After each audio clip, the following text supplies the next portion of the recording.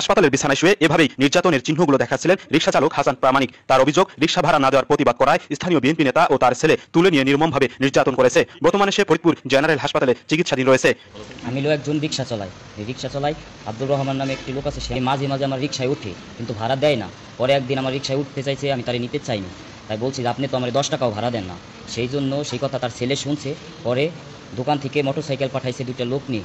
সেই লোক দুইটা আমাদের জোর করে ধরে নিয়ে গেছে। ধরে নিয়ে যাওয়ার পরে আব্দুর রহমানের ছেলে রফিকুল আমার এই দোকানের ভিতরে নিয়ে দোকান আটকায়া আমার ইচ্ছা মতন বাটাম দেওয়া পিঠাইছে, বিভিন্ন জায়গায় পিঠাইছে।